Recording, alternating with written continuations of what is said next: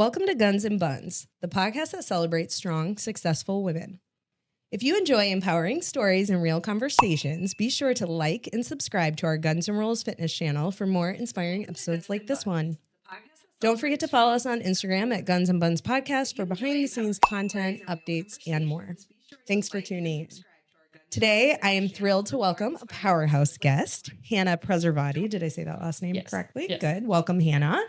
Hannah is a certified strength and conditioning coach and the proud owner of Tenacity, a business she launched in 2020. Before founding her own company, she brought her expertise to Lifetime, helping clients achieve their peak physical potential. Hannah holds a Bachelor of Science degree with a concentration in exercise science and physiology and a minor in criminal justice, a blend that speaks volumes about her holistic, tactical, and performance-driven mindset.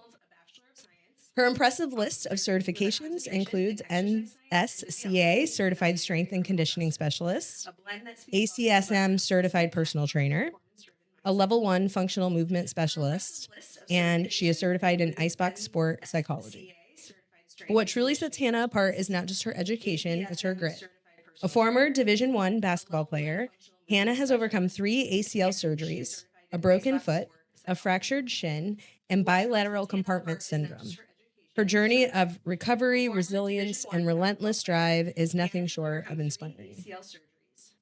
Beyond the gym, Hannah's accomplishments include winning her first MMA fight, opening a physical gym location, and serving as president of a service-based sorority.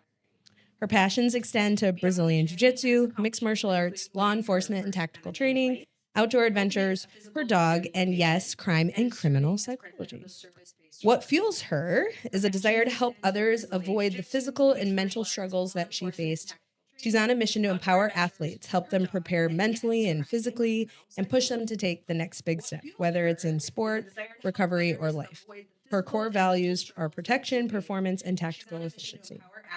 Please help me welcome an absolute force of nature, Hannah Preservati. Welcome again, Hannah. Thank you, and thank you for having me. No problem. I'm so happy you're here today. Me too. So she's going to teach us a lot today.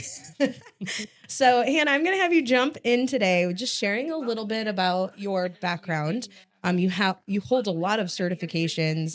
You have a very impressive list of titles that I don't know much about. So, can you elaborate a little bit about like your background in regard to like your certifications in your career? Yeah. First, starting off, I got into this because of my injuries that you listed before. Gave me a passion to get into this field to help others, not only help prevent, but to help recover from people going with the same. So I actually started training in high school with one of my first personal trainers. He was a coach, and I kind of helped him. I did side-by-side training with him. So I've technically been helping people since I was 16. Wow. I went to Middle Tennessee State after high school, and that's where I played Division I basketball at before I tore my 3rd ACL.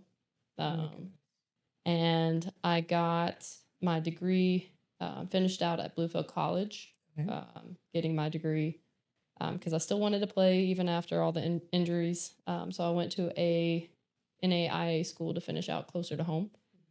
That was really hard because when I tore my ACL in high school, the first time I right one, it was right before my big AAU season.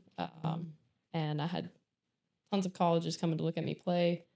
I tore it at that tournament. So a lot of them backed off. I ended up having surgery, trying to play my senior season, and my first game back from recovery after 6 months. I went back way too soon. Didn't have the proper training to go back into it. Tore it again. And I played my whole senior season on a torn ACL. Oh my God. Probably not the smartest idea. Had to. We were kind of destined to go to states, and so I really wanted to be there for my team in high school and really wanted to achieve that. So I waited to have surgery after the season, and then one of the schools that was recruiting me, Middle Tennessee, agreed to let me walk on. So I walked on. I was basically a practice player for the majority of the season. I ended up earning my scholarship So they gave me a scholarship. 2 weeks later, I tore my ACL. Oh my word. And so I kind of knew that was probably not the path that I could keep continuing on playing at that level. And so that one, I actually tore my opposite side. And so transferred back to Bluefield. After that, after graduating, while through school, I wanted to be in physical therapy school. Okay. I was technically in school for physical therapy. I did an internship for about a year at a physical therapy office that dealt more with athletes near the school. And I kind of figured, this was great, but there was something missing between the gap of rehab and getting back into full-fledged performance. Mm-hmm. And, I had that desire and want to try to fill that gap for a lot of athletes. So instead of going through physical therapy school, I decided I wanted to become a strength coach. After school, because you have to have your degree to get strength and conditioning specialist from NSCA. So I got that one. That was a big certification. Moved up here to Charlotte from West Virginia. So I'm originally from West Virginia. Yeah. You said Bluefield's Bluefield, Princeton area. West Virginia? Okay. Bluefield's in West Virginia and Virginia. Okay. Because I passed through that sign every time I'm on the way to Michigan. Yep. Okay. Yeah. And so moving up here, I worked at Lifetime on Ray Road for not even a year before COVID hit. And then when COVID hit, I was like, I can't just sit and take furlough. So I ended up opening up my own spot. But it wasn't, I was traveling to my clients' house, training them there. Okay. And then I got connected with Brandon Payne. He's actually the skills coach for Steph Curry. And he owns a basketball gym here in Fort Mill. And it's actually right next door to where you were at this morning. So he's my business partner as well. So I started training a lot of the athletes through there as well. And then this year, that's in February, that's when we opened up Tenacity over there. Oh my goodness. I know I saw that date 2020 and I was like, what a difficult time to actually open a business. Yep. But so it was mostly going door to door, different houses and things like that. And so have you seen like a lot of success like through the years now that we're past COVID and everything like that? I mean, 5 years later, right? Yeah. So you've seen a lot of growth. And a lot of growth.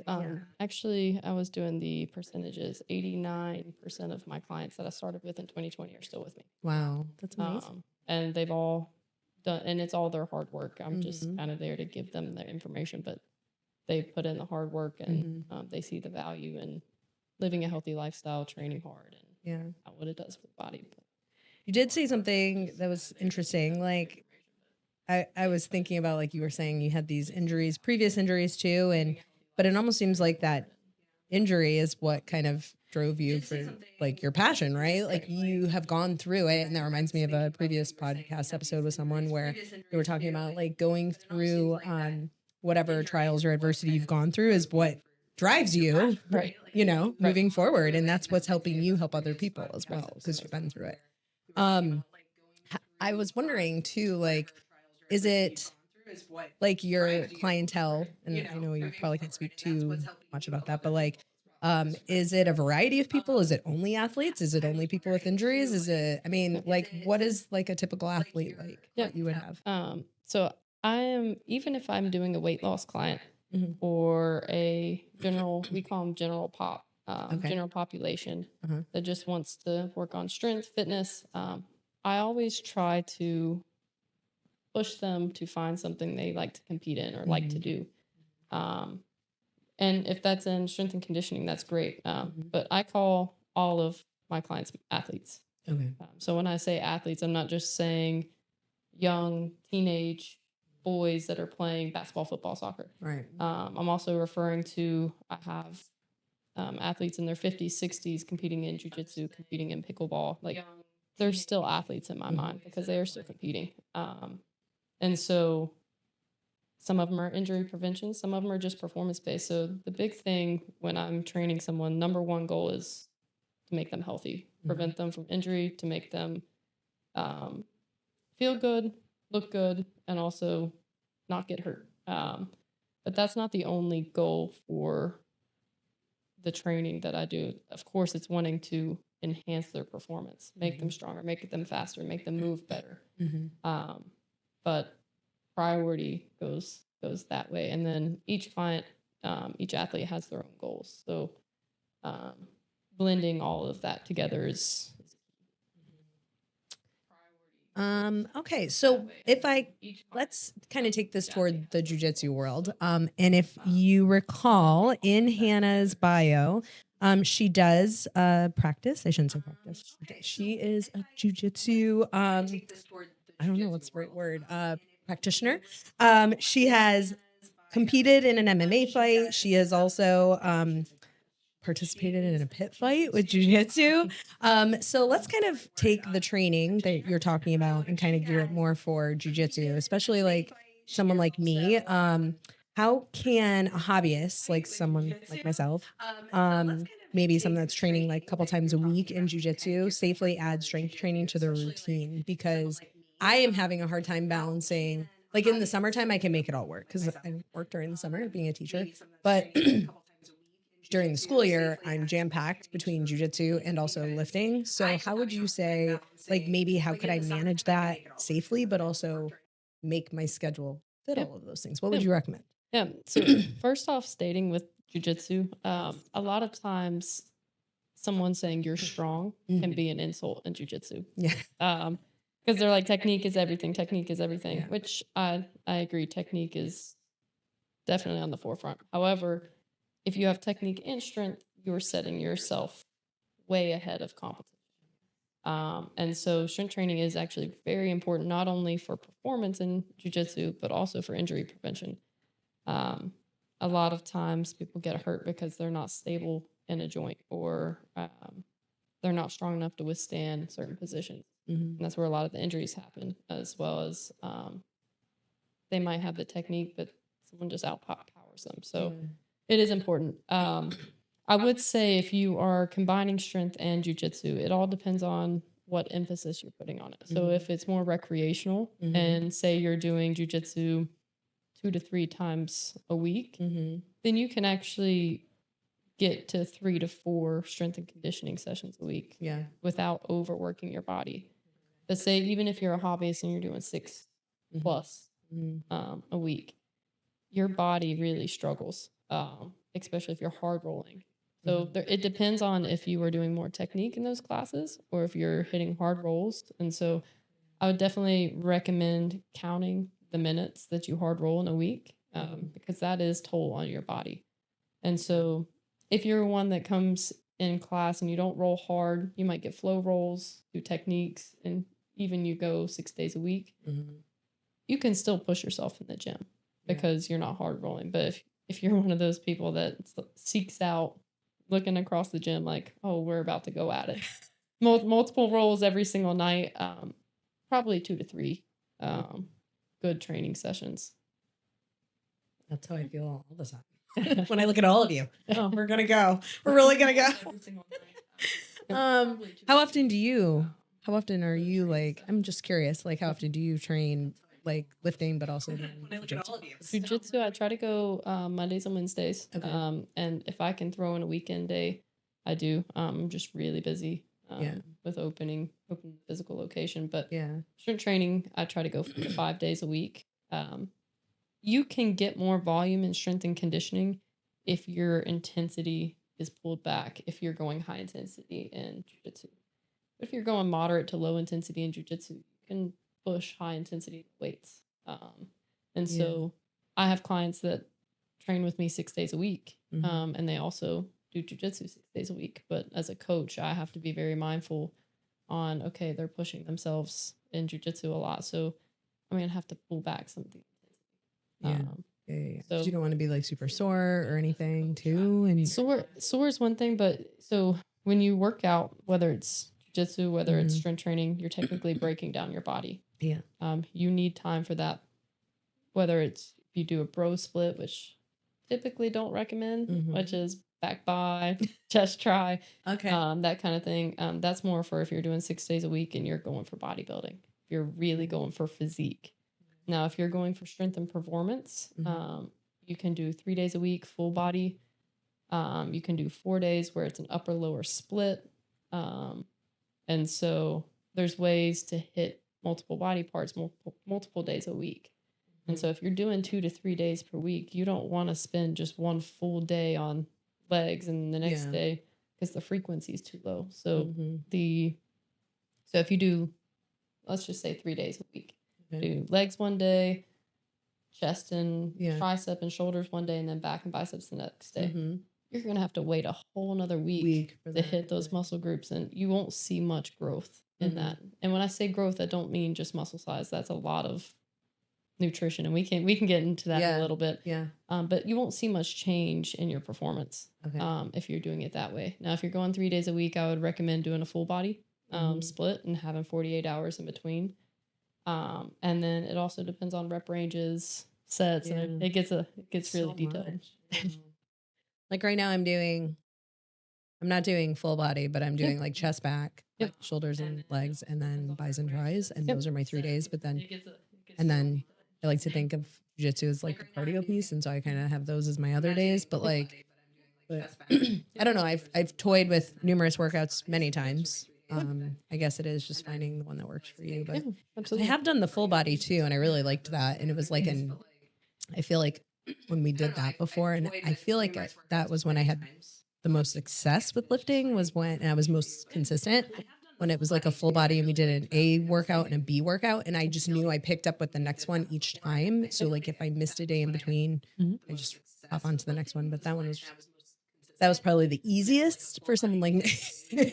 I'm trying to think of like people like, I want to say normal people, like you said, general population, the people that aren't always in the gym, but like still have the desire to work. I'm trying to think of like people like, I want to say normal people, like you said. So I like how you said that. Do you want to talk a little bit about some of the lifts or movements that you might recommend, maybe coupled with jiu-jitsu? I know this morning, I went for a workout at Hannah's gym. I went with another friend, Pam. But it was pretty awesome. And I talked to you a little bit about my concern practicing jiu-jitsu, but being able to be explosive and like, so what lifts or movements do you recommend for building that explosiveness on the mat or helping me be stronger? So first and foremost, you want to do full body. If you say you're doing a full body split, you don't want to take time where you're just doing isolation work.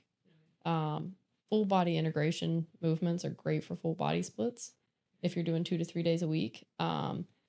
Now, if you're going 4, 5, 6 days a week, say you're doing chest, shoulder, tris on one day, having one movement that you really focus on power.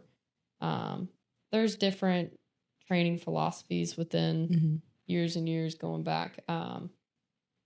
Overloaded periodization, where you go heavy, more repetitions, then back to power. That's kind of outdated, just because it takes so long to get back to power.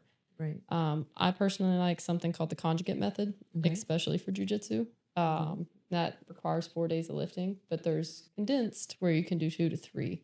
So, for example, if I'm training strength for my upper body, more, let's just say bench press. I'm doing the bench press or pull-ups for my upper body, and I'm trying to really push my numbers for strength. When you're training for strength, the bar or the dumbbells move pretty slow. And so you're not training explosive power with that. Okay. So if I'm doing, let's just say a 4-day split, I'll have one upper body day where it's strength focused, where I'm going more sets of 5, 3, but they're moving slow and I'm really trying to push my numbers. And then of course I'll hit accessory movements at the end where you can go a little bit more volume, 8 to 12s if you're having lagging body parts that need to build up. Second upper body day, so 2 upper, 2 lower. So I'll go heavy lower, heavy upper, speed lower, speed upper. So for example, using integrations of chains, bands, things like that, and trying to move the weight as explosively as possible. So you can make almost all movements explosive. It's just your intent behind it. Now with programming wise, I would do sets of like 8 sets of 2. And the weight on the bar can't be super heavy. Mm. It's typically with the bands attached, usually anywhere ranging from 50 to 65% of your 1 rep max. Okay. And so that would be more of that explosive power. If I'm thinking of doing strength work for jiu-jitsu, for example, those Zerker holds that you did today, Zerker squats are great. So holding it there, activating the upper back, stabilizing the core, and then loading the hips down. It's great for the strength work. But if I was doing more speed work and power work for jiu-jitsu, I would be doing more broad jumps, because rarely ever are we going to jump straight up. I think we were talking about that in jiu-jitsu. If you're jumping straight up, there's probably a problem. So it's more horizontal forces. Things like broad jump, where you're jumping out, banded broad jumps, where someone's holding a band against you, box squats with a band, and being explosive on the way up, really trying to move that weight as fast as possible. Now, there's ways you can track the speed of the bar. That's what I was curious. Like, what if I don't have fancy equipment like you do? So a lot of it's feel, and you can go based off of your percentage of your 1 rep max. As long as you're moving again in that 50 to 65%, and you're trying with the intent to move whatever implement it is, dumbbells, barbells, because a lot of people have different access to different equipment, as explosively and fast as possible within safe parameters. That's how you train it. But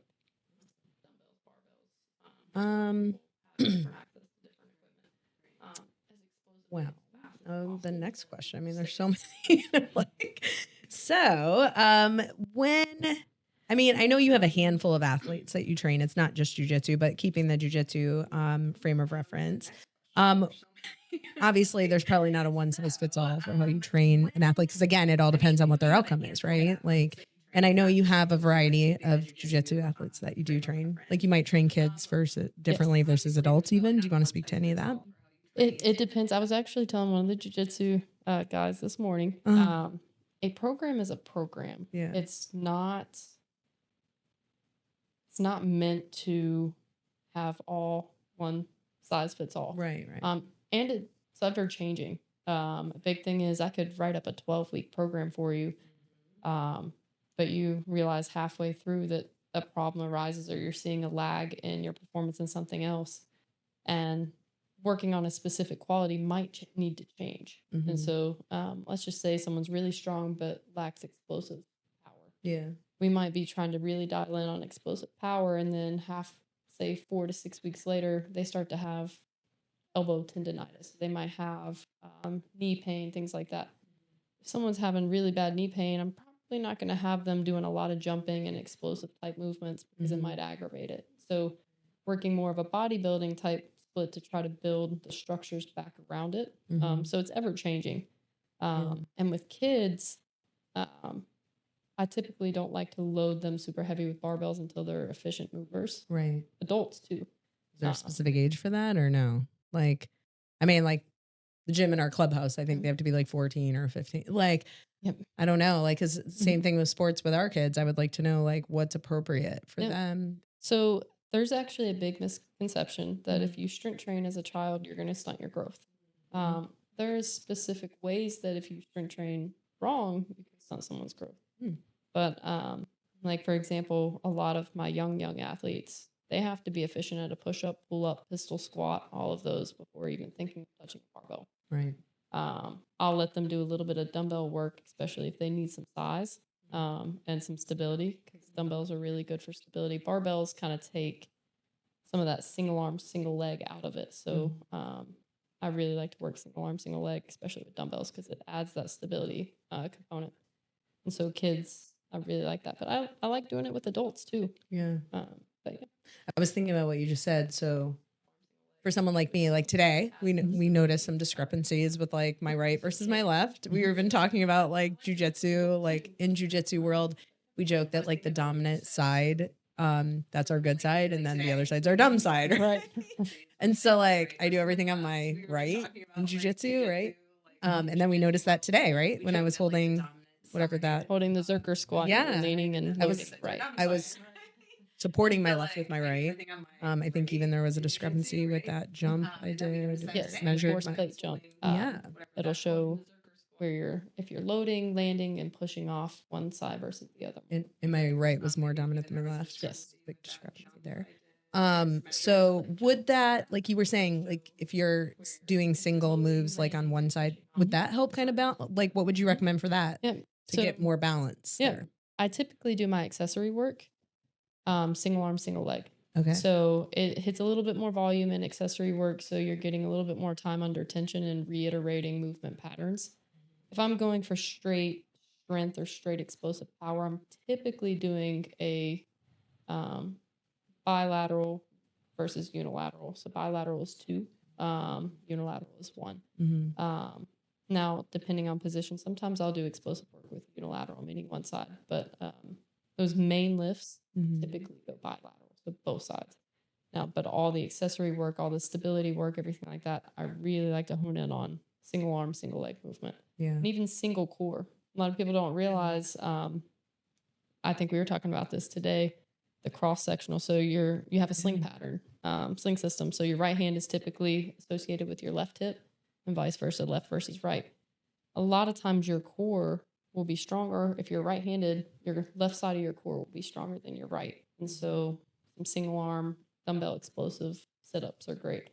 If you think of a technical get-up in Jiu-Jitsu, you typically have to frame with one hand, take the legs back. When you're framing with your right, you're stabilizing with your left. So if you're pushing up against someone, you're having to use that left side of your core so that you're not rotating. And so you're getting a lot of single side core type work. I didn't think about that. All right. I had a question and I lost it. I started to write it. All right. So moving on. What about like cardio or like running, like assault bike? How important is all of those types of like lifts, not lifts, workouts?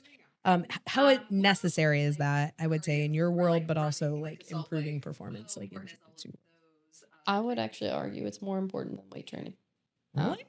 Yes. Now, it also depends on what level you're at. So I'll use a black belt, for example, that's all technical, and almost everybody they roll with in the gym, they're probably not having to exert a ton of energy, a ton of cardiovascular type work if they're rolling with a white or blue belt. Now, there's exceptions, obviously. If someone's a freak athlete and they roll with them, they might have to put in a little bit more exertion. Versus a white belt, we all know, we've all been there. We are gassing ourselves out and it's straight cardio for the entire time we're working. And so when you're pushing yourself that hard in the beginning, that is cardio.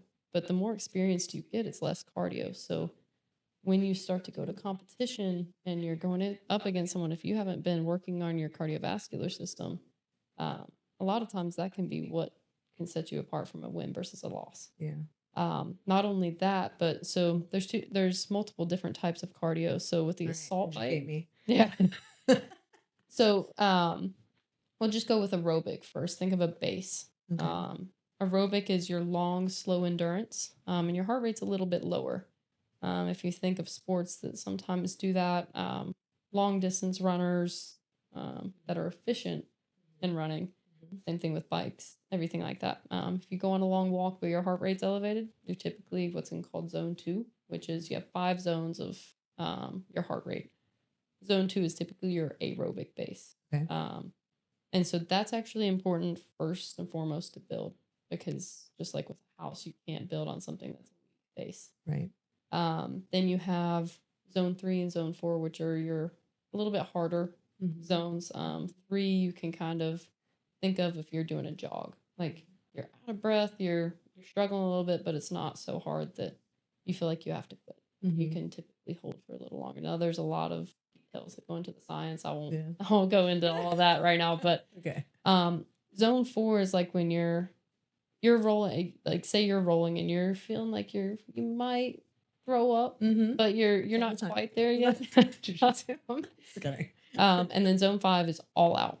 Like you can't push another second. So for example, in the MMA fight that I did, it's only 2 to 3 minute rounds, but your cardiovascular system, you're so nervous, you're so amped up. it's your energy is zapped like that, and you physically can't pick up a limb. You get to that type of tired. That's zone 5. Okay. So a lot of times, say in a 5-minute roll, Mhm. you're usually in the zone 3, zone 4. Yeah. And so ways to train that is interval training. Okay. And so, for example, the assault bike, the fan bike, a lot of people hate it, but it's so beneficial. Or sled work, if you do intervals with sleds, heavy sled pushing, Okay. sprints, you can toy around with it. So 30 seconds hard, 30 seconds off, 20 seconds hard, 10 seconds off. Going a full 5-minute. I made, for example, one of my a group of my athletes do a 5-minute rower test yesterday to get max meters. 1,600 meters is a mile. So my end goal for them over time is to build up to doing a mile in 5 minutes on the rower, which is extremely, extremely hard. Yeah. And so there's different ways to toy around with those heart rate zones. It just depends on what your specific sport or goals, even if it's not a sport, say it's weight loss. Typically, you need to build a base with aerobic, meaning long duration, 20, 30 minutes. And then you do need to integrate that interval type work. So that's like that HIIT, right? Is HIIT HIIT appropriate? Am I saying that? Yeah, the right so way? HIIT is high intensity interval training. Yeah. But the thing with HIIT, if you're doing true HIIT, it should be 5 to 10 seconds. So you remember that treadmill that I showed you today? 10 seconds on that thing will feel like you did an hour workout. How exhausted you are. Yeah. But 10 seconds, really, really hard, and then a few minutes of rest. That is actually true HIIT training. Okay. A lot of people don't realize that. Now, you have basically moderate. So moderate intensity interval training is what most people think HIIT is. Okay. And so it's doing like a couple minutes of hard work, a couple minutes of light work, 30 seconds on, 30 seconds off. That's actually moderate interval training. Okay. That's where you're going to get the most bang for your buck if you're talking about trying to get more fit. And there's some arguments with that, but it's going really it's in the thick of it. But do you know what VO2 max is? No. Okay, so that's a big indicator of health, longevity, or fitness. Typically, the higher that number is, the better in shape you are, and it's less likely for you to have disease like mortality type diseases. The higher your VO2 max is. So the more you train aerobically and anaerobically, the higher and the more that number improves. So if we're thinking of the scheme of it, yes, conditioning is very, very important. But I feel like a lot of people miss out on that piece of strength and conditioning. They're both very, very important. But. Yeah. I know you were talking about the different, and I'm sorry if this is redundant, but again, I'm ignorant to all this. Like versus like cardio versus lifting or doing jiu-jitsu how many days and then lifting so many days. But I guess my other question is then going back to this, like how many days do you do that type of HIIT training? Yep. Did you already say that? No. So typically you want to stack the days. Right. I know that sounds weird. Say I'm doing a really high intensity type cardiovascular work. Say I'm sprinting.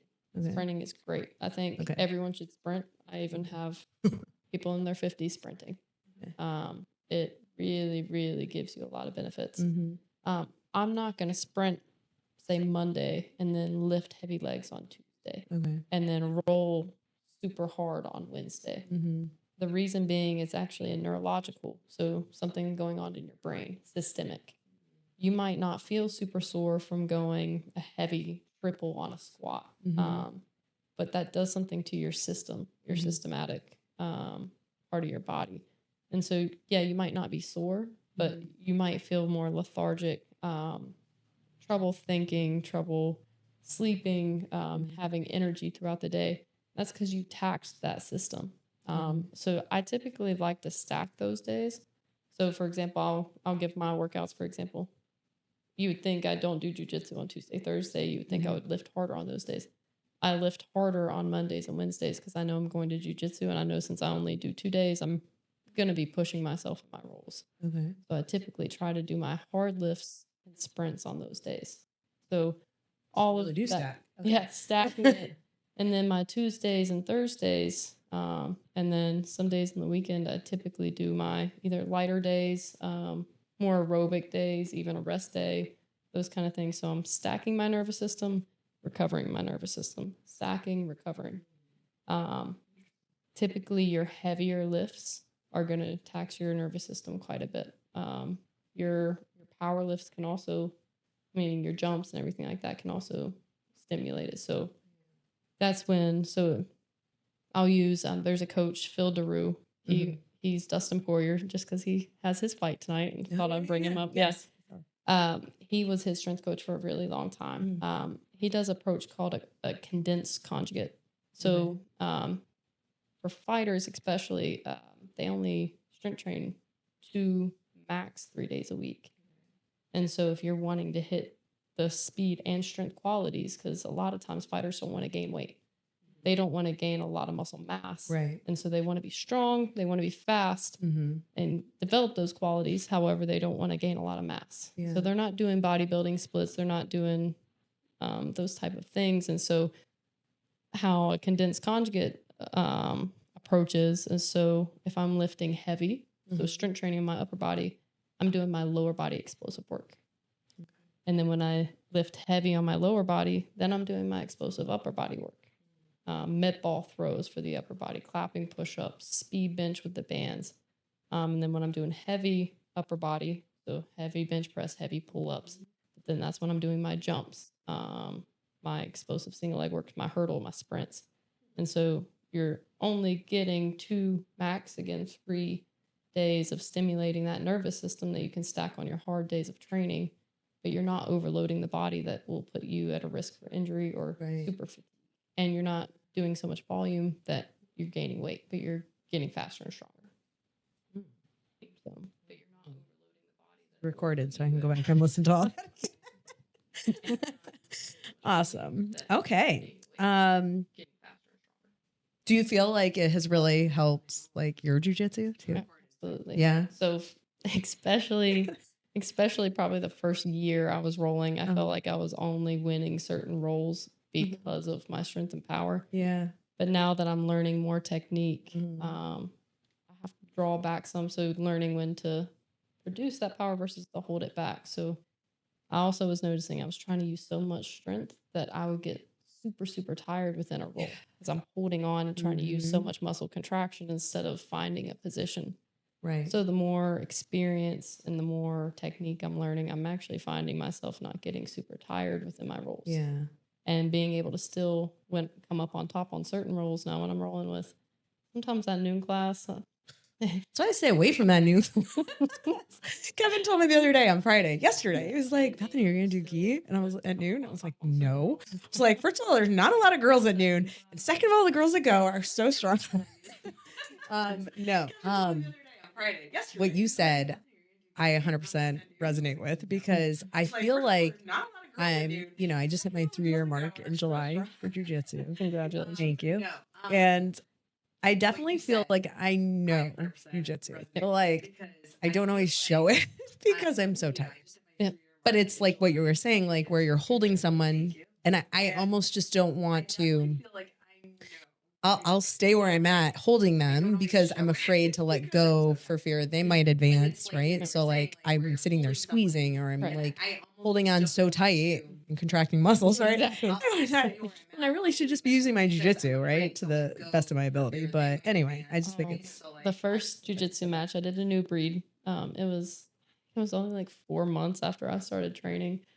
I only have one match and I was going up against, those kids that are like freakishly good and then they go up into the adult class. Yes. I went up against a girl wrestler and I didn't know what I was doing. So I just held her in my closed guard for 5 minutes straight. I couldn't walk. My legs were so tired. I tried to stand up and it was like Bambi.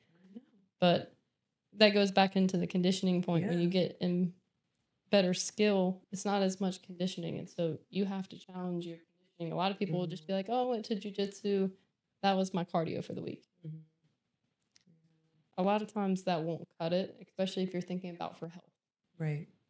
Right. And I keep finding the older I'm getting, and I feel like a broken record. I keep just saying this, the older I am getting. And then coupled with jujitsu, right? Like, and going against a lot of the younger girls that I go against, I'm like, I have to stay on top of either the lifting, the like strength approach. Like, I have to keep the strength and conditioning part. I have to do, if I want to get better or if I want to be competitive in the competitive world of jiu-jitsu, the bigger tournaments, then I'm going to have to probably step up the conditioning piece just so I can be more explosive. Let's kind of hop on over. I do have some questions. I want to go more so into like women and fitness and that whole journey, but let's go over to your MMA fight because I want to talk about that. And I also want to know more about the pit fight. So I don't know which one you want to hit on first, but Hannah had her first MMA fight. That was just this year, right? And when was that? It was like 5 months. Yeah. I feel like it was that. like, winter or spring. So do you want to talk about that and maybe even hit on like some of the prep work that you did for that? Cause I don't know how different that is compared to like jiu-jitsu world. I'm gonna be honest. It was kind of a last minute prep. And so I would say the hardest part of that prep was the cut.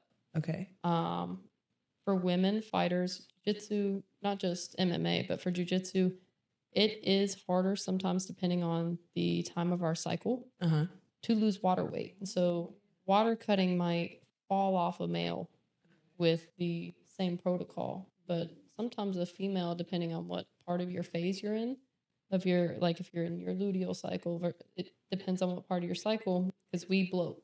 So that's a big part of our menstrual cycle is we hold on to water. And so that was a hard piece for me, is figuring out, because I did a mock cut just a couple months before my fight. I didn't even know I had a fight coming up, and I struggled. And I mean, I wasn't eating, I was training, I was working all day, and then I still couldn't sweat any water. So that was the hardest part. Yeah. But as far as prep work, I pulled back the strength and increased the power in my training. So I was working more on speed. I was working more on the conditioning side when I was getting into that prep phase. So they call it fight camp. Yes. Now, typically, I like to go about 3 weeks into a when I go into a fight camp. 3 weeks would be optimal to start to tailor back some of the strength work and not focus too much on the slow and heavy, because you already built strength size over your off season or your non-fight camp. Fight camp is to try to fine tune everything, become as fast and explosive as possible while maintaining your strength, as well as really trying to hone in on your skill. So if you're spending too much time in the gym, sometimes it's hard to focus on your skill. So fight camp is actually a little bit different than a lot of people expect it. So let's go back to what you were saying in regard to like preparing actually like on being quick and like the actual fight part of it. So then how did you know how to devote your time? Was it only, ignorant question again, MMA? I mean, jiu-jitsu's involved in that, right? Like it could, if it gets to the ground, you could do your jiu-jitsu. Like what disciplines are in that actual MMA fight? What did you actually do?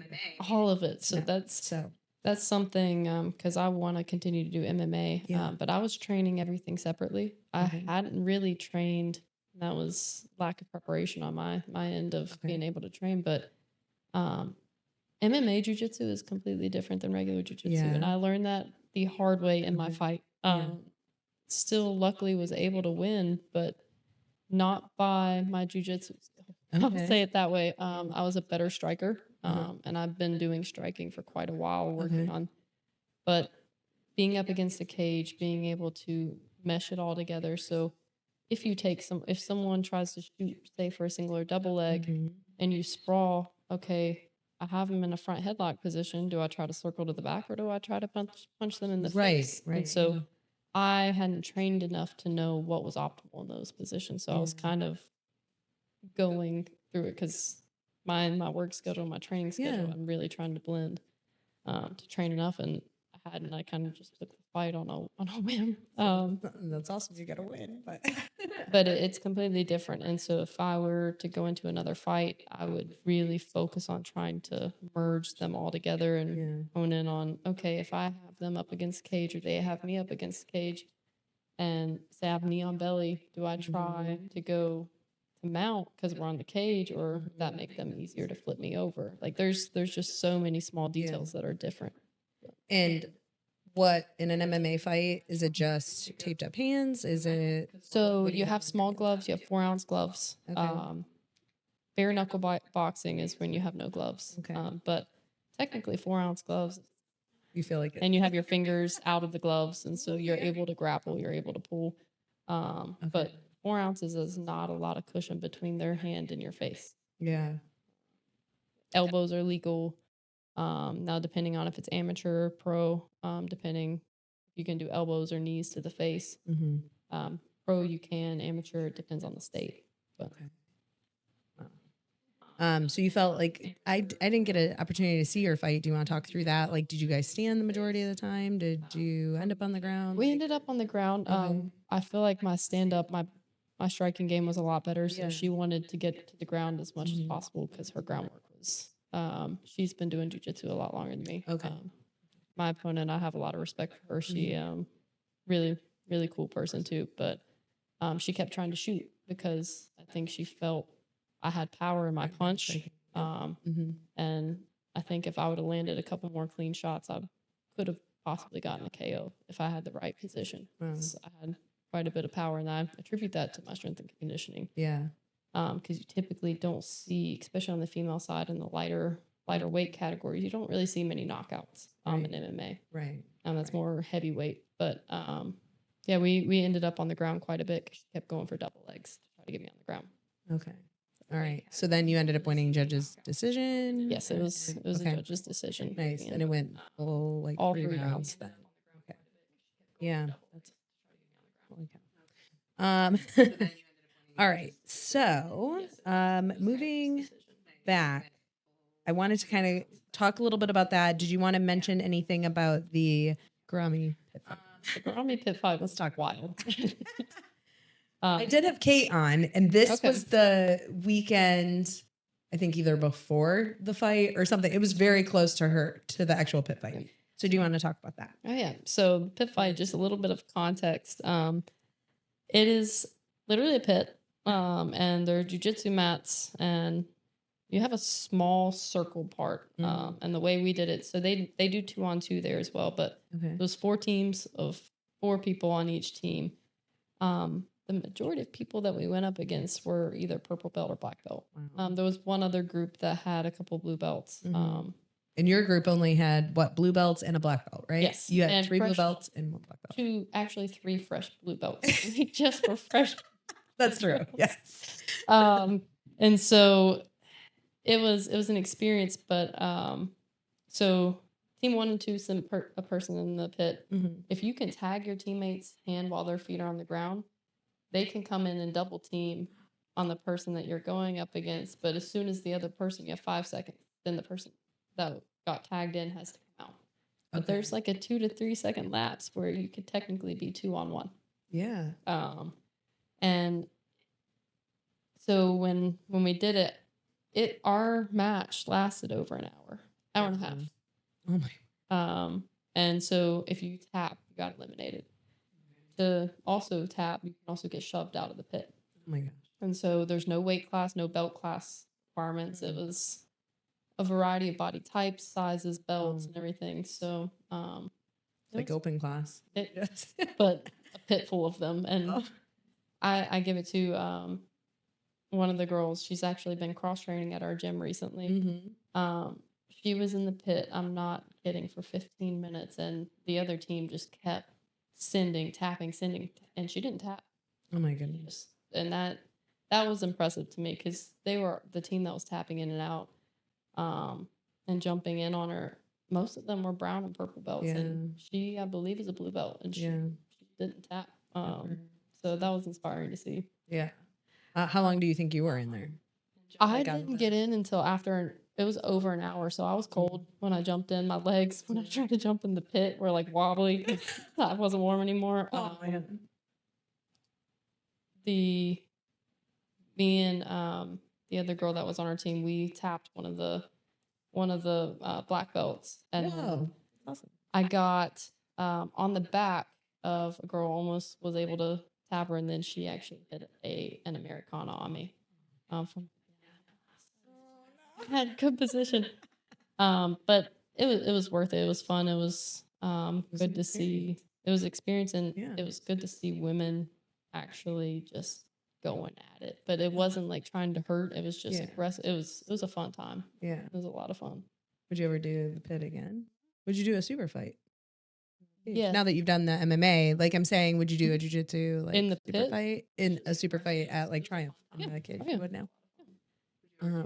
Yeah, wonderful. All right. So let's go back to kind of like your mission and like what you've been trying to do through your business, because I wanted to jump over more to the women in fitness side of it, because we've talked about the jiu-jitsu side of it. But before we get to you helping other people and empowering other people, and I mean people of all backgrounds, right? Not just women, but I do want to hit on that. I did want to hit on your injuries a little bit more, because you talked about the 3 ACL surgeries, but I did want to mention about the bilateral compartment syndrome, because I had to look this up. I was like, what is this? And so do you want to kind of talk about that? Because that kind of really feeds into like your journey too, and like how you are where you are today.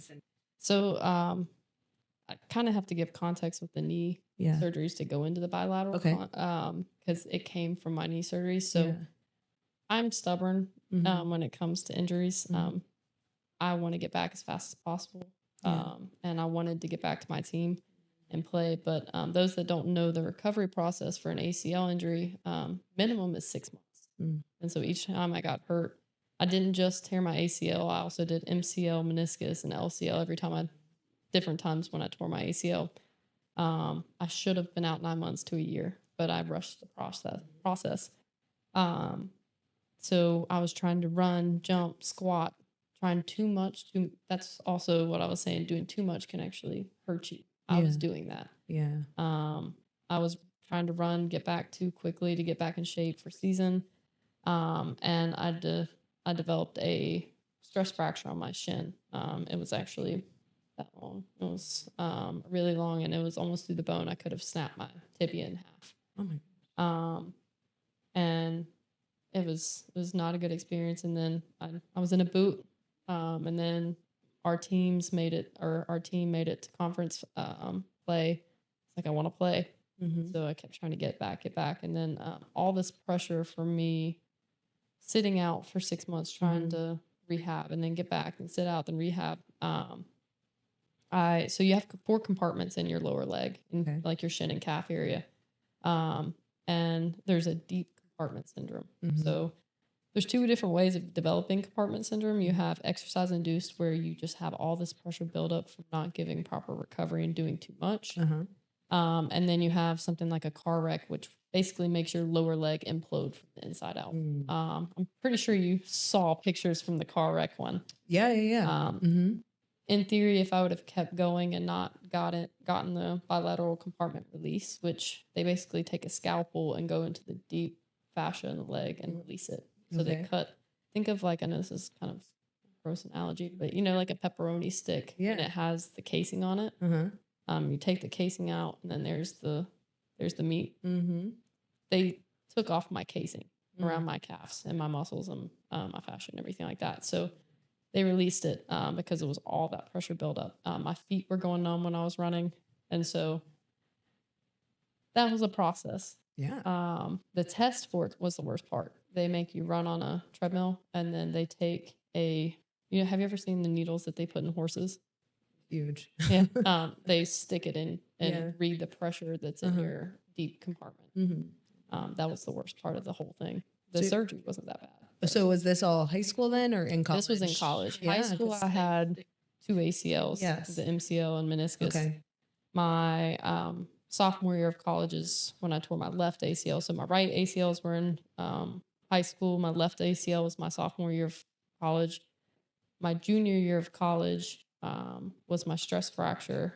And then my senior year of college was when I broke my foot. That's a funny story. Not funny, but that's a I was playing basketball and a girl that was close to probably 300 pounds stomped on my foot and broke it right there. Stomping. It took my growth plate or my plate right around my toes and almost shattered it. So that's not really a funny story, but no, but both of those were my senior season. all from playing All from basketball. And I play around with my mom. I wanted to play football when I was younger. She's like, no, you'll get hurt. It's too dangerous. Basketball, who knew? No. So wow. But that's also shocking to me too. Like you were so young and to have to, but I guess that comes with the territory of like that. My niece, she's about to start college in the fall and she's gonna be playing for Michigan. She's gonna play soccer for Michigan Tech. Okay. But she's already had ACL surgery and everything too, playing soccer in high school. Soccer. Well, I played soccer too, all the way up. Soccer is really hard on the ACLs. Yeah. But I think the hardest part of it's mental. Yeah. A lot of people think it's the physical. It's the recovery part of it. The recovery, and then when you have a passion for something, you have to sit on the sidelines and you have to watch other people do things that you love and something you've worked your whole life for, especially if you're an athlete wanting to play at the next level. Like since I was 5, I know I wanted to play D1 basketball. And so whenever it kills you and then you work so hard to get back and then it happened again and then back. And then it almost gotten to a point, and I think this attributes to my success in business. I almost feel like something's wrong when something's not wrong. Yeah. And so when I'm not pulling myself out of the trenches, trying to work back from something, and it almost feels like something's off. Right. Can make for success, but it can also make really hard on someone's mentality. Right. Yeah. You have to be a fighter big time because, and I think we've talked about this in other episodes where it's like a fight or flight mentality when you're going through something that's so like hard and arduous. Right. Yeah, I know Kevin has been talking to me about this too. Like he's on an injury break right now from Jiu-Jitsu as well. And, he was a college football player and, he's competed his whole life. Right. And same thing with Jiu-Jitsu, right? He like won worlds as a blue belt in Nogi, right? In December. And now to have, this is his second injury this year. And I know that's been hard, right? Like he's itching to get back, but you don't want to like rush it. Like, Exactly. But at the same time, it just drives him nuts. Like, and then we'll be like, we don't want to go. I mean, we don't want to go to jiu-jitsu today. And he's like, what? And so that has to be hard to see other people or to think even that maybe, and I don't think he feels this way, but like, I know I would feel this way. Like if the world keeps going on without you, that you're going to get behind or like get left behind. So I can totally understand that. That has to be the hard part. But like you said, now look at how successful you are in your career and like you have done exactly what you wanted to do, right? Kevin was looking you up. I have to say this for everyone. And we found her college so bad. basketball photo. So But bad. he also found something where it said basically about like what you wanted to do with your life. And you have done exactly that. Oh, that's amazing. Oh my goodness. I didn't know I wanted to be a teacher. Or do a podcast. Well, you're thriving at it. Oh, thanks. I'm trying. Okay, so another thing I wanted to kind of hit on, and again, because this is me being uncomfortable in this conversation in the sense of like fitness, right? Because I'm not a personal trainer. I don't have all these fancy certifications.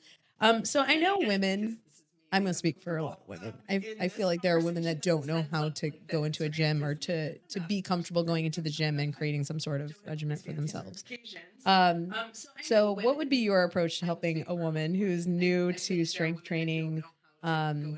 How would you make them feel confident? Like even today, I had to have a friend because even though I know you and, we're friends, I would say, and we know each other from the gym, I still wanted to have a buddy. I'm like, I'm not going by myself.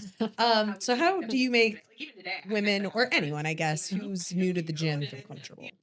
Well, number one is never putting too much on your plate too soon.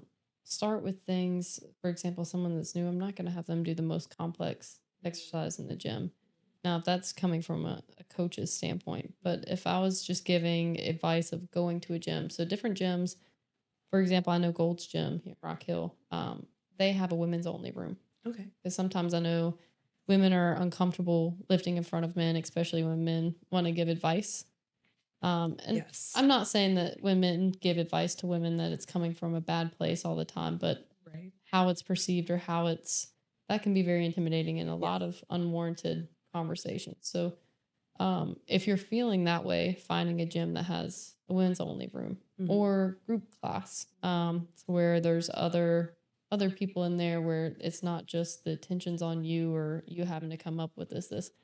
It is hard to get constant results after going to group classes. When I say group classes, I mean like burn boot camp. Those are great. It gets people. I'm not saying anything wrong about it. It gets people active. It gets people working out. That's better than nothing. But if you have goals to keep continuing on, say you want to lift, those classes sometimes are hard because you're going more to tempo and there's not progressive overload. There's not progression on your own individual goals. It's kind of what the Right. But it is a good segue to get someone confident into starting, because there's a group. There's usually other people that feel the same way. Another way is having a friend. Go with a friend, and having someone you feel confident and comfortable with. Go. Another way is start easy. Start machines. I'm not saying the machines are super easy. You can make machines hard, but machines are made to basically put you in the most optimal position. Most of them have pictures and diagrams on how to use it. You don't have to ask for help. And then start. I know this sounds super basic, and there's a lot more advanced programming that you can do and everything like that, but start with a typical 3 to 4 sets of 10 reps. I know that's super basic, and it's not fancy. It's not complicated. Just get reps. Feel your body moving. Do that in the same weight for a couple weeks. Just get used to moving. Get used to working out. Don't put too much on your plate. Don't put too much pressure.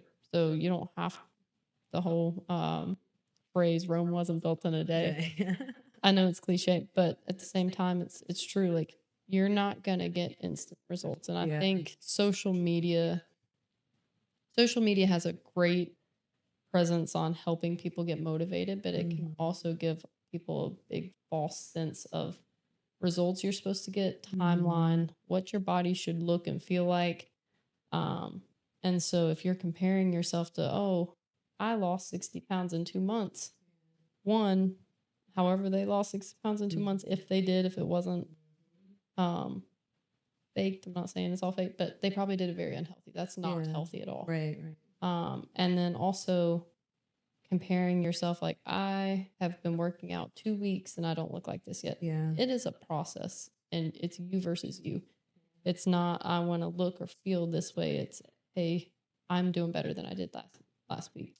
And then when you look back over time, if you just keep trying to get better week after week and be more consistent week after week, you'll look back in a couple of years, and you'll be like, I looked like that, or I felt like that. Right. It's such a drastic change. But if you try to do drastic changes right away, you fail.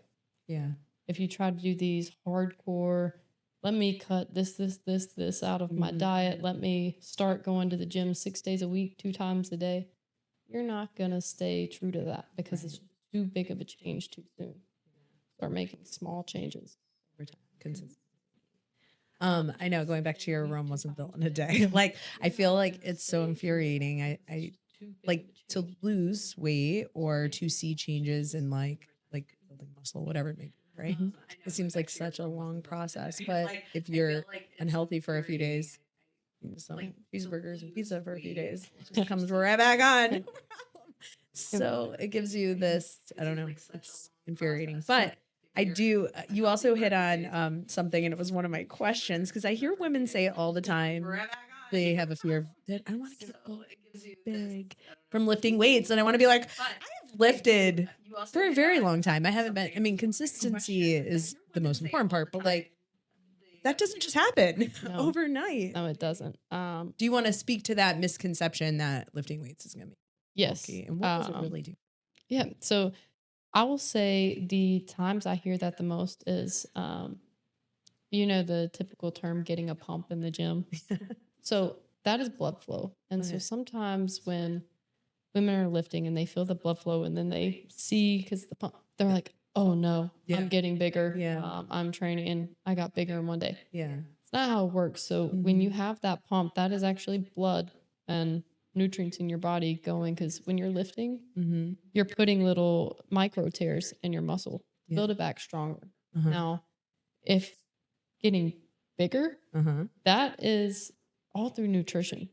And so say you are working on your nutrition, you're eating healthy, but even if you're doing a hypertrophy workout, meaning a workout rep ranges that are meant for muscle growth, you will not grow unless you're getting enough food and nutrients in to grow that muscle.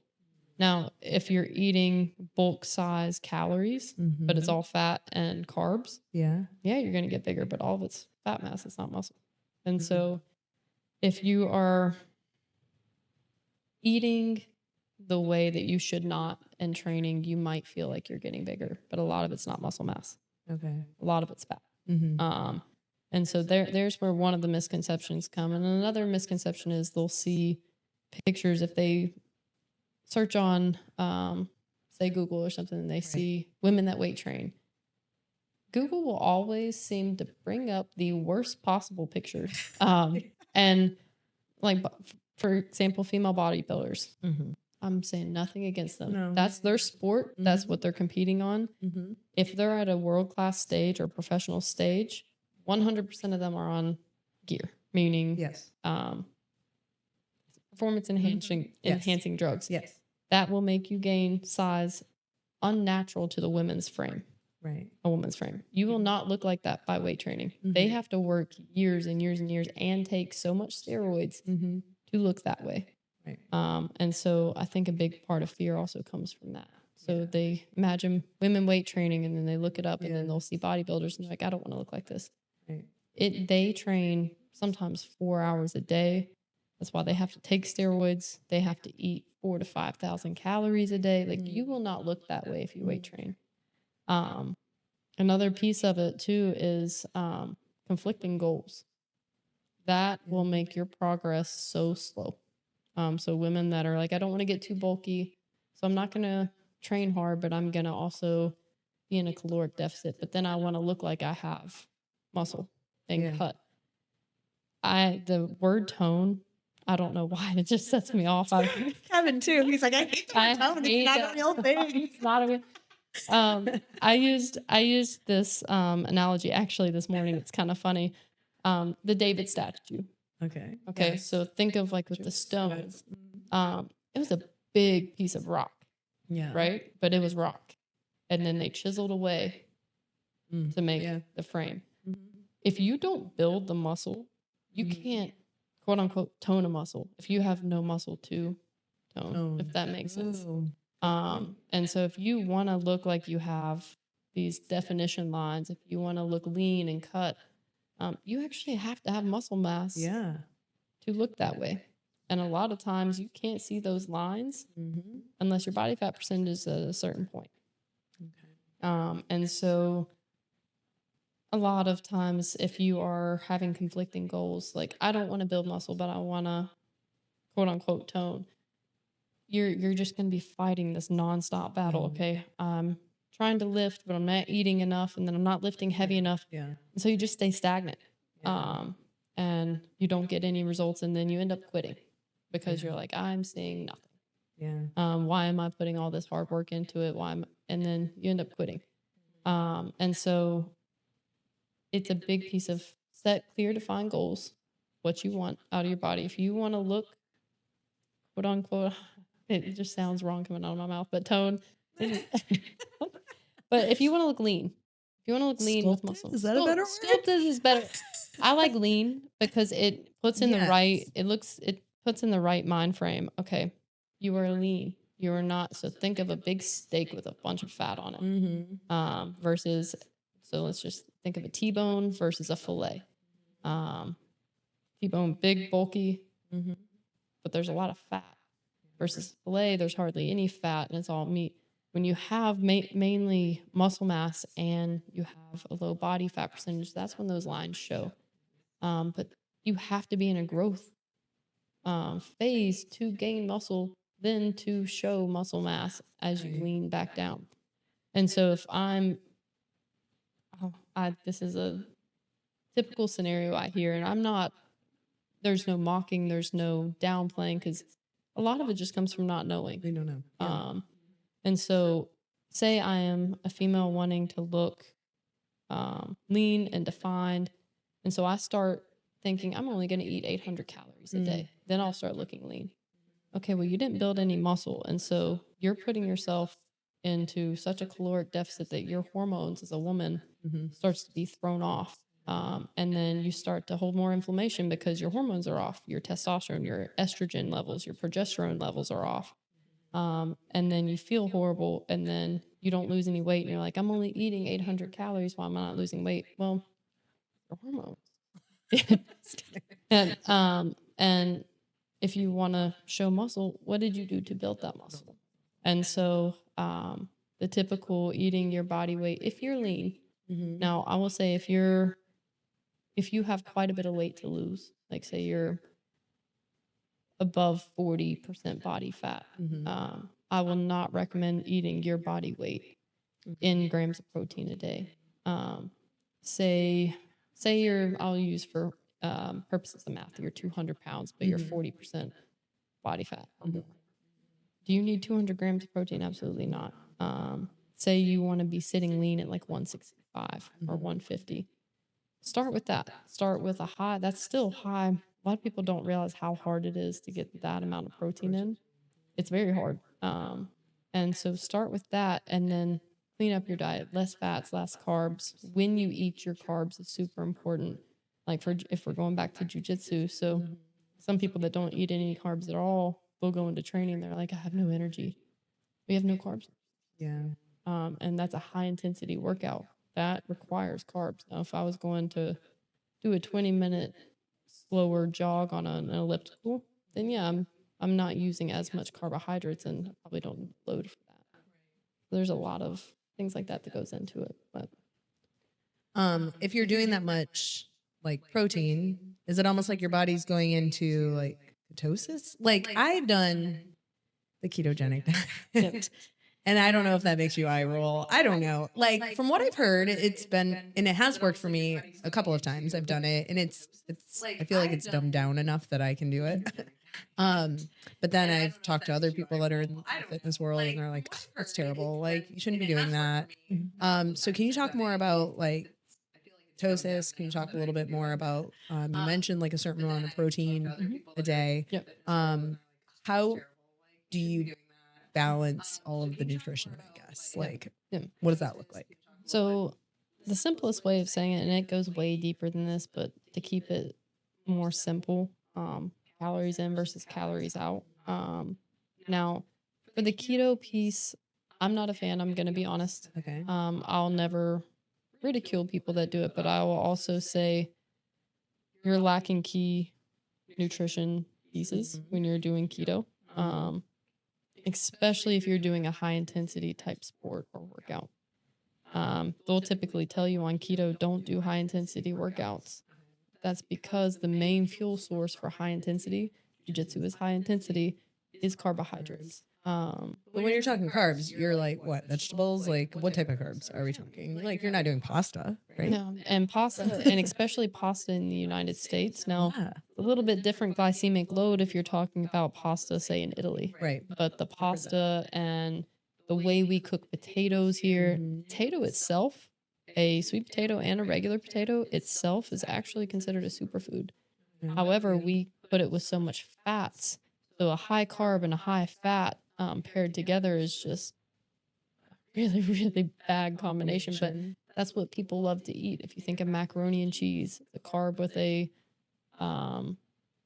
pasta and a fat with the cheese. If you're thinking a cheeseburger, fat, carb. Now you also have some protein in it. If you think of a baked potato, we put butter or sour cream, so it's a carb and a fat.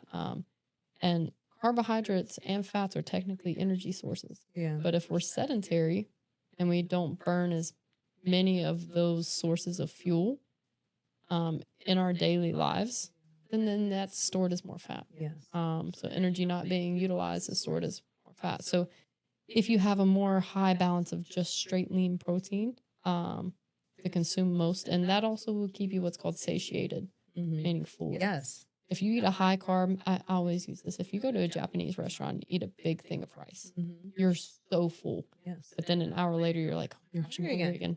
That's Yeah, how I feel after spaghetti. exactly. It's like I'm stuffed, but then like 3 hours later, I'm like, oh my gosh, I feel so hungry right now. Whereas when I was in ketosis, I would almost feel like nauseous after eating because it was just so high in fat.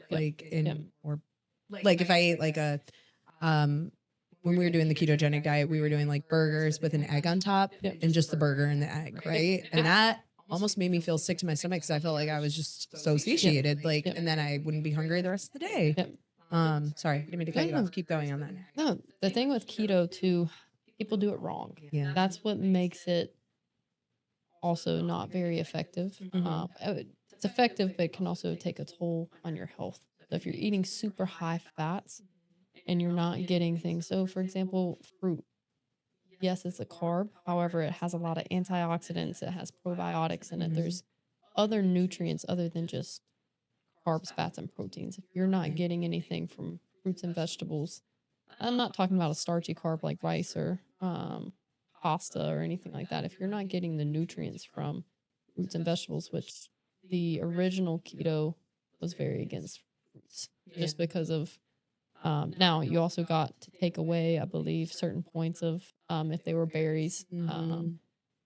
That's what I usually buy, berries. Yeah. So actually, if one of my athletes, for example, asks me, what should I eat pre-training for energy? I will always say fruit, like berries. It's a clean source of sugar right in your system. If it's a hard bout, so say you're about to go roll for 60 minutes straight, doing 60 grams of fruit an hour before, so a gram for each minute of training.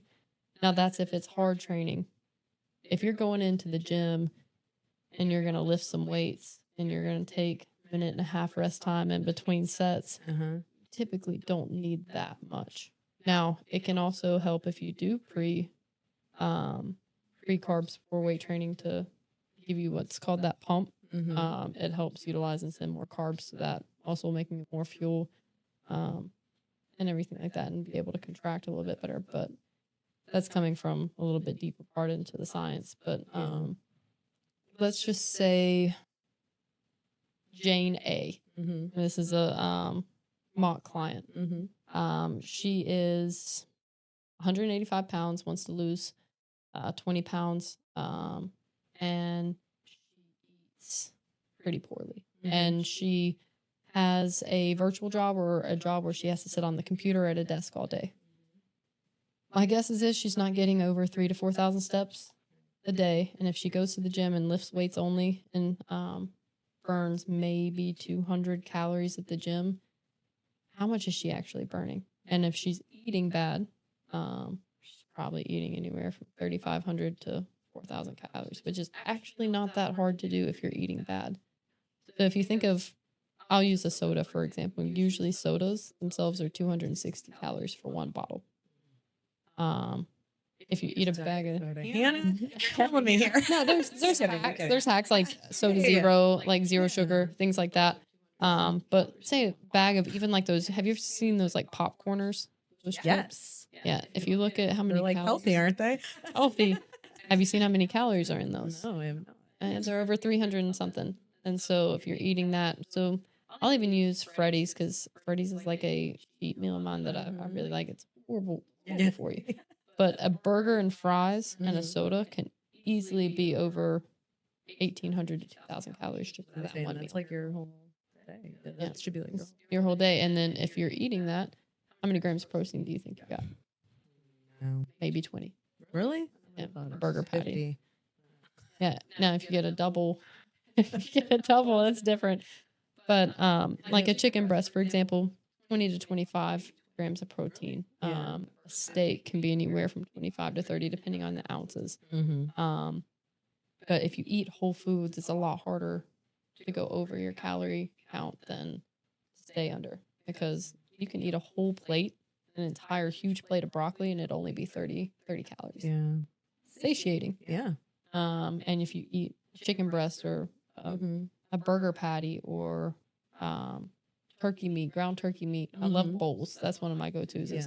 I'll use ground turkey meat, use some kind of like Asian sauce that'll make up like amino acids, Yeah. and everything like that, and put vegetables with it. Yeah. I was gonna say, what's a typical day of eating for you? Like the thing that gets me is like I can be good for hours. Like I usually don't even eat breakfast.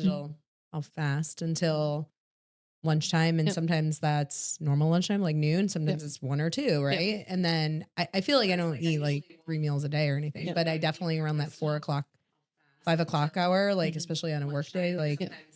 I'm so hungry. So like, what do you do in those like for snacks or something? Like, how do you stay prepared? How do you stay ahead so you don't fall off the wagon? I guess. The easiest way to fall off a wagon is wait until you're super hungry. Yeah. Because that's when you make the worst Yes, decisions. absolutely. I'm just as guilty. Yeah. I'm just as guilty of it. I'm working a whole day and then I didn't prepare. I actually have you ever heard of Project Lean Nation? I feel like I've seen they have One of the beef meal sticks or services. anything like that? No. Okay. They sell first form supplements. And Oh, so okay. that's my. Yeah. But there's different like factor. There's so many different meal services that you can pick your goal. If you are super busy, and you know you won't cook, it's not the best option, but it is an option. Instead of if you go through a drive-through, 9 times out of 10 you're not going to order a salad, and even if you do order a salad, some of those salads are more calories than a burger. And so that's a good option. Or meal prepping on the weekends. Yeah. Getting tons of meat, putting them in, and then vegetables with each, and Yeah. taking it or having them ready to where you can just pop it in the microwave and go. The lack of preparedness makes it really hard to stay consistent. And you can make healthy food taste good. A lot of people think, and they do this like, I'm on a health kick. Let me eat just raw spinach and be in my car and have a thing of spinach and just snack on it. That's the wrong way to do it, because you're going to hate your life. You're not going to enjoy your food. You're not going to enjoy. You can still make it healthier and fit your goals and still enjoy it. And so those are finding the balance between that and prepare for it. Yeah. Yep.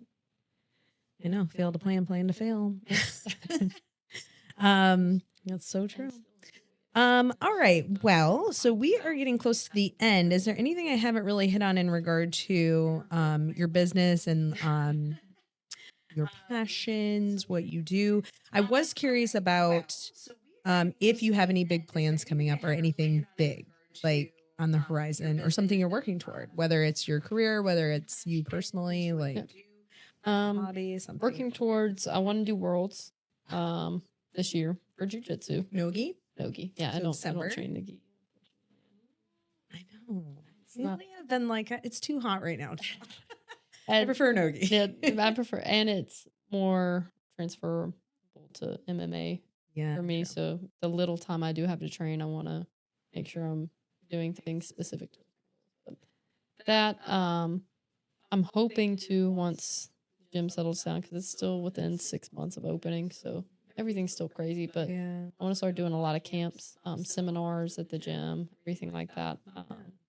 Do one for runners, do one for jiu-jitsu, one for specific groups, things like that. Those are the two big ones right now. The world. Training. Call it. Yeah. What's the biggest group you've worked with so far? I had a group of 12 one day, all middle school. Okay. That was a challenge. If you can teach I joke around with some of the guys that train out of my gym. If you can teach a middle schooler how to properly deadlift, you can do anything. I'm sure. But it's working with kids is a little bit harder sometimes than adults, because not only do you have to teach, coach, and motivate, typically have to be an enforcer of rules as well. So I know this. Yeah. My daily life. I'm sure you know all about that. But And I can't even imagine, like middle school, high school. I would think they would be a little different, but I know what that means. You have to lay it down for sure. I'm sure you know all about that. We'll have to talk because I might have to have you I don't know if we could arrange something with teachers, like a teacher thing. Oh, Like yeah. in the past, we've done it where, and I know this is not the same thing. Please don't misconstrue this, but like we've had yoga instructors, or we've had fitness instructors in a different capacity come to the school or do like an after type hunting type thing, or also teaching a skill or something that people can benefit from, and anything that promotes you too. I would say especially with teachers and anybody that's dealing in a high stress job like that, the biggest thing is regulating your stress levels, because to look at someone that's been dealing with classes of 25, 30 kids and then feeling like not only is it hard to regulate that, but also like the school system sometimes is not always on your side. Right. Lack of time, lack of sleep. I think the best thing is to try to regulate stressors, because the last thing someone's going to want to do after dealing with that all day is go work out and go cook. Yeah. Healthy. Yeah. That's like the last thing on your mind. You're 100% right. And that's with a lot of I'm not just singling out, but when you're working in a profession that demands that much mental capacity, a lot of people don't realize how draining that is to you physically. Yeah. So dealing with different personalities, different backgrounds of the kids, different backgrounds of other teachers, having to meet requirements for the state. Yeah. Like that's dealing with parents. A lot. It's everything. And so finding, okay, can you prep on the weekends for your meals? Because also in like school systems, I know, hey, let's all bring a potluck, and I coordinate those, Hannah. Social committee.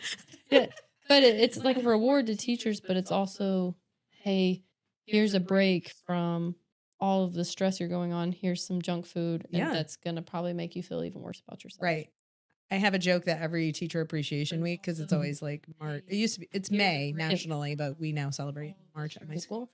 But I always make a joke like every year, I'm always on a diet at this time of year. But it's like, no, it's just I'm not going to choose to eat the pizza, or I'm not going to eat your popcorn bar, or your and I love it.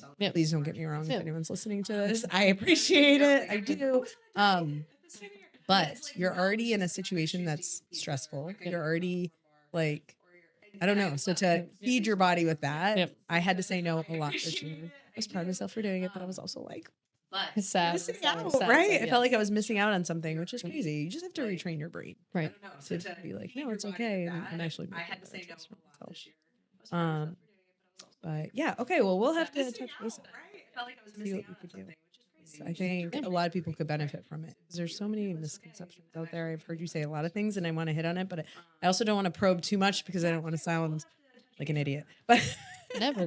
But you said a lot of really good things, and I think if anyone is looking for a coach or someone to kind of help you on your fitness journey, Hannah sounds like she. All right. Was there anything else you wanted to kind of touch on before we close out today? Just motivating. I know you have a lot of women on the podcast. Not just women, but men as well. But especially the women.